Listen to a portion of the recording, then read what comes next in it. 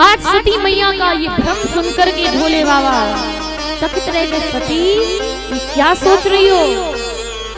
ये भगवान ही है। बोले ये कैसे भगवान है? अरे जो अपनी पत्नी को नहीं जान सकता कि इसकी पत्नी कहाँ चली गई, वो कैसा भगवान? ये तो भगवान नहीं हो सकते, आप गलत हो। बोले मैं कैसे समझाऊं आपको? मैया तो नहीं मानी।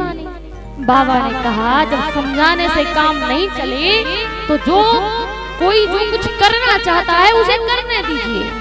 मैया से कहा देखो तुम्हें जो करना है करो। क्या करना? परीक्षा लेना है, ले आओ। जाओ मैं यहीं बैठा हूँ, मैं यहीं बैठा हूँ, तुम परीक्षा लेकर के आइए।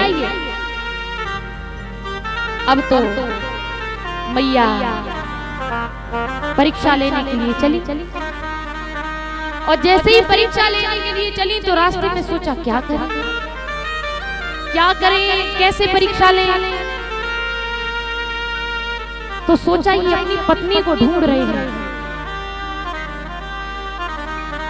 ये जो अपनी पत्नी को ढूंढ रहे तो उन्हीं का भेष बना लेना चाहिए। उन्हीं का भेष बनाएंगे तो उन्हें लगेगा कि हमारी सीते आ गई और हमें पता चल जाएगा कि ये भगवान है कि नहीं है। क्योंकि अगर भगवान होंगे तो पहचान लेंगे कि हम कौन हैं, और हमें पूरा डाउट है कि ये भगवान तो नहीं है।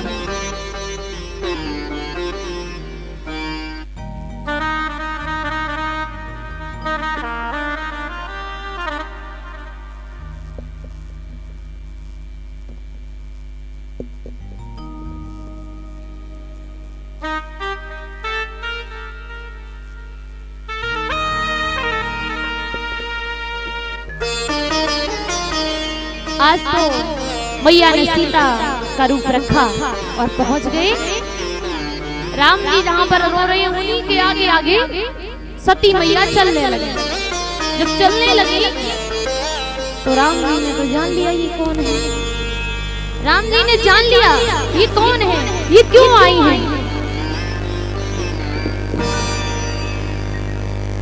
आज तो लक्ष्मण जी ने जब देखा तो सोच लिया ये हमारी भाभी नहीं हो सकती। क्यों? अरे मेरी भाभी पूरी लाइफ में कभी भी मेरे भैया के आगे नहीं चली, ये तो आगे आगे जा रही है। ये हमारी भाभी नहीं हो सकती, नकली भाभी है हमारी। राम जी ने जैसे ही देखा कि सीते के रूप में माता सती आई है, तुरंत जाकर के प्रणाम किया। भैया ये प्रसंग हमें बताता है कि हम किसी की नकल तो कर सकते हैं, उसके जैसे दिख तो सकते हैं, उसके जैसे बन तो सकते हैं, लेकिन पूजा तो उसके स्वभाव की होती है। उसके जैसा स्वभाव कहां से लाएंगे? अगर आपके सामने कोई बड़ा आप हमें इसी के जैसे दिखने लग जाए तो आप खूब बढ़िया उसी के कर लेना, वस्त्र पहन लेना, आप उसके जैसे दिखने लग जाओगे। लेकिन सही बताए ना तो उसके स्वभाव की पूजा है, उसका जो विचार है, उसका जो स्वभाव है, पूजा तो उसकी होती है। वो स्वभाव कहाँ से लाओगे? इसलिए कैसे दिख रही हो ये मायने नहीं रखता, आपका स्वभाव कैसा है ये मायने रखता। माता सीता का रूप तो रख लिया लेकिन मैया सीता जैसा स्वभाव नहीं ला पाई और बाबा ने पहचान लिया। राम जी ने पहचान लिया। बाबा के पास जैसे ही माँ गई, जैसे ही मैया बाबा के पास गई, बाबा ने कहा हाँ बताइए किस विधि से आपने परीक्षा ली, किस विधि से आपने परीक्षा ली है बताइए। मैया ने कहा सच बताऊं तो हमने परीक्षा ली ही नहीं। और मैया बोली कि कछु ना परीक्षा लीन गुसाई, कीन प्रणाम तुम्हारी नाई।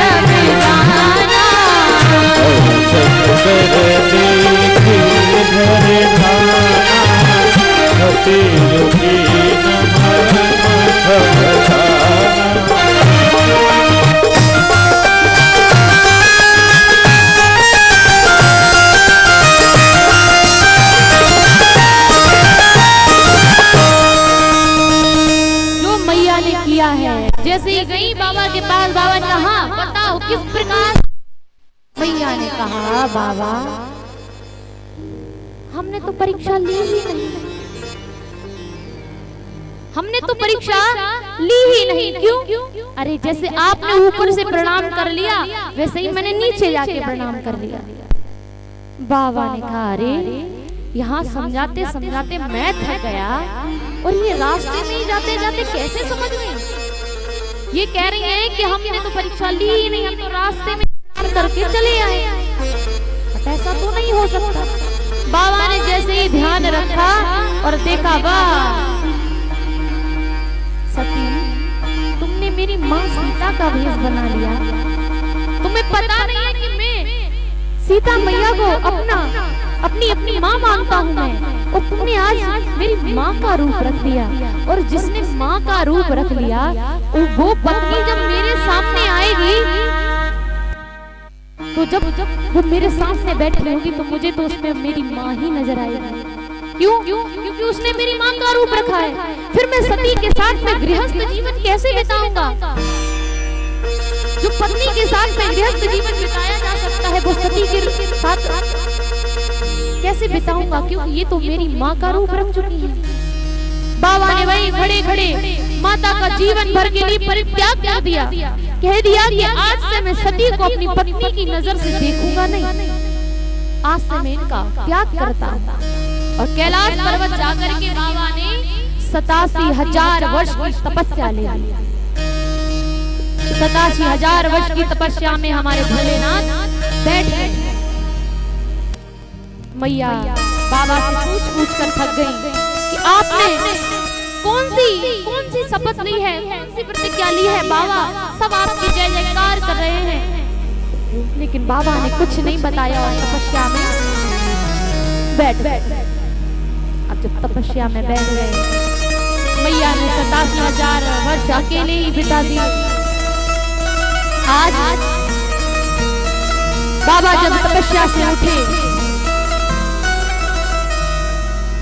जब तपस्या से उठे तब बाबा देखते हैं सती इतनी वर्षों से दुखी हैं।